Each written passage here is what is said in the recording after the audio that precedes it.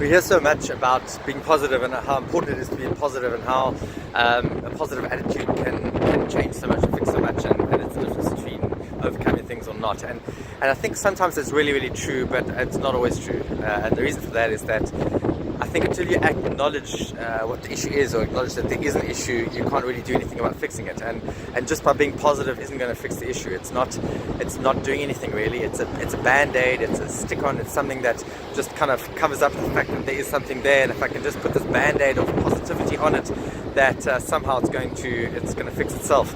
And I'm quite guilty of that. I think I'm one of I'm one of those people that says that if you don't acknowledge something or don't name it, then you don't give it power. And that by naming it and acknowledging it, sometimes you give it power, and that power is a power of your thought, and somehow it then has some kind of control over you.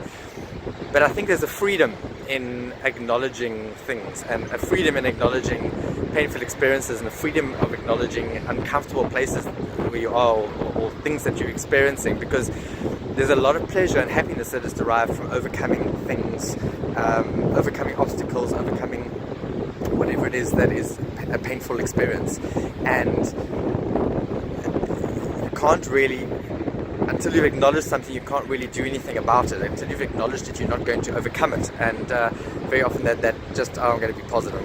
It doesn't matter what's going on in my life right now, I'm just going to be positive. And it's not always possible. And I've been through a couple of weeks where it hasn't been possible at all, and it's been kind of bad.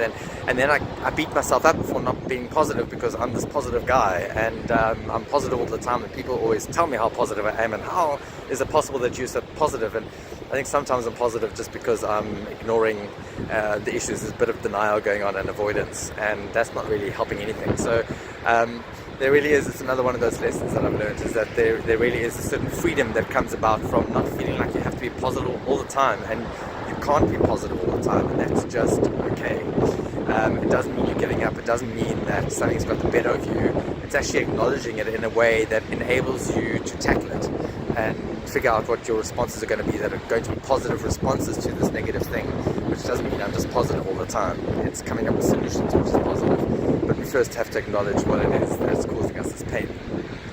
So this is me from Cape Town, Table Mountain in the background, telling you that it has been a great couple of weeks. Haven't felt so positive, and that's actually okay.